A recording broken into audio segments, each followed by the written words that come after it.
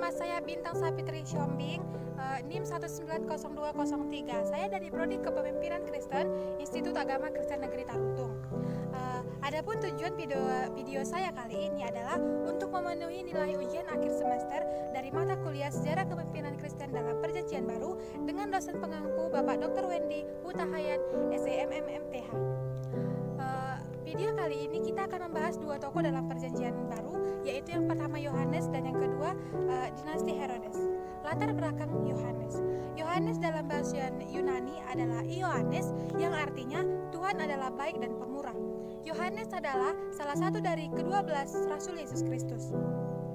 Yohanes adalah seorang guru dan penginjil di provinsi Yudea pada abad ke-1 Masehi. Yang dicatat riwayatnya dalam bagian Perjanjian Baru di Alkitab Kristen, ia merupakan keturunan suku Lewi, putra dari Elisabet, saudara sepupu Maria, ibu Yesus. Ayahnya bernama Zakaria, yaitu seorang imam dari rombongan Abia yang bertugas di Bait Allah. Dalam Katolik, Yohanes disimbolkan dengan seorang pertapa mengenakan pakaian dari bulu domba yang sedang berkhotbah dan bersanding dengan seekor domba, dan tanggal peringatannya yaitu adalah tanggal 24 Juni dan tanggal 29 Agustus. Menurut kepercayaan Kristen, Yohanes adalah utusan Allah yang mendahului Yesus Kristus. Masa kecil Yohanes tidak banyak diketahui oleh banyak orang. Kita masuk yang kedua, yaitu kelahiran Yohanes. Yohanes lahir pada abad 6 Masehi di Galilea di Tanah Suci. Awalnya pasangan Elisabet dan Zakaria tidak dikaruniai anak karena Elisabet disebut juga mandul. Suatu hari Zakaria bertugas membakar ukupan di Bait Allah. Tiba-tiba malaikat Gabriel menampakkan diri kepadanya dan memberitahukan bahwa Tuhan akan mengaruniakan anak laki-laki padanya yang akan dinamai Yohanes, dan banyak orang akan bersukacita atas kelahirannya tersebut. Kita masuk ke dalam kehidupan Yohanes. Panggilan Allah datang kepada Yohanes Pembaptis di padang gurun dalam tahun ke-15 pemerintahan Kaisar Tiberius, ketika Pontius Pilatus menjadi wali negara Yudea. Yohanes memulai pelayanannya kira-kira pada usia 30 tahun. Yohanes Pembaptis mulai tampil di padang gurun Yudea ke seluruh daerah Yordan dan memberitahukan bertobatlah sebab kerajaan surga sudah dekat.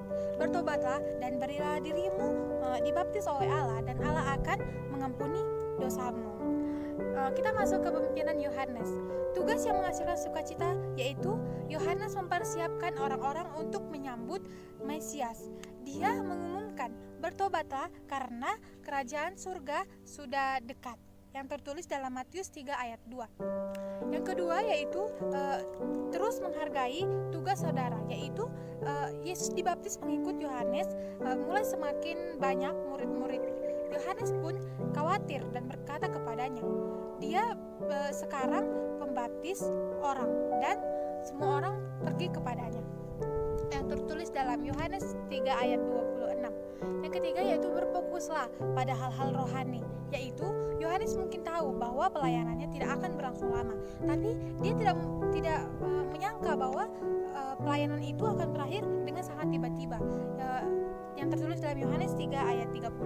Pada tahun 30 Masehi, sekitar 6 bulan setelah Yohanes membaptis Yesus, Yohanes dipenjarakan oleh Raja Herodes. Tapi Yohanes tetap berusaha sebisa mungkin untuk memberikan kesaksiannya itu di dalam penjara tersebut. Yaitu sekarang kita masuk ke dalam kematian Yohanes. Yohanes wafat pada tahun 101 Efesus di Asia Minor.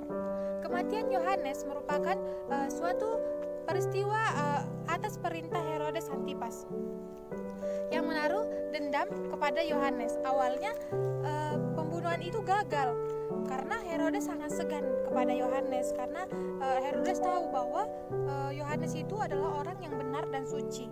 Namun karena permintaan seorang anak perempuan yang bernama Salome, dan Herodes sudah berjanji bahwa akan menuruti segala permintaan anak perempuan tersebut. Lalu anak perempuan itu bertanya kepada ibunya bahwa apa yang akan diminta kepada Herodes. Lalu ibunya berkata, dia akan meminta kepala dari Yohanes. Maka dari itu dengan sungkan sungkan dan terpaksa, Herodes pun memenggal kepala Yohanes dan memberikannya kepada anak itu. Itulah singkat cerita tentang Yohanes. Kita sekarang masuk ke dalam dinasti Herodes.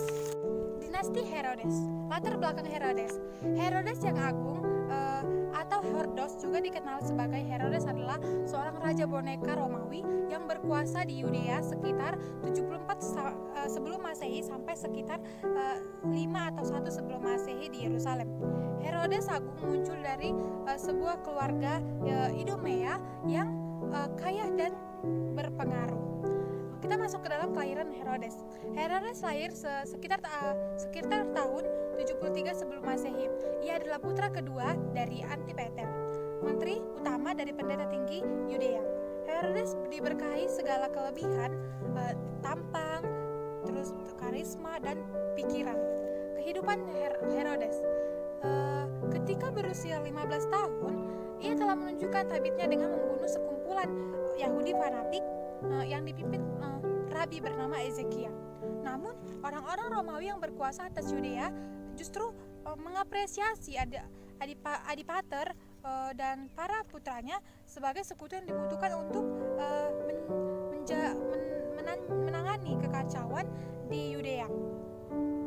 Bahkan gubernur Romawi di Suria diperintahkan pembebasan Herodes dan memberikan kekuasaan yang lebih besar lagi kepada Herodes. Kita masuk ke dalam kepemimpinan Herodes. Herodes Agung merupakan raja Yudea berdarah Yahudi dan Idumea, sekaligus sekutu Romawi.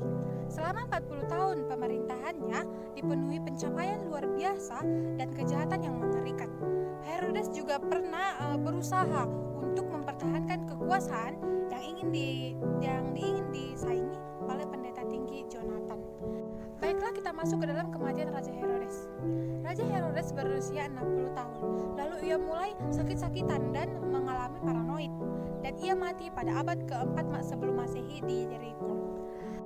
Baiklah, sampai di sinilah video kali ini dengan pembahasan Yohanes dan dinasti Herodes. Jika ada kata-kata ataupun penjelasan yang masih kurang berkenan, kiranya saya minta maaf, dan salam sehat, shalom.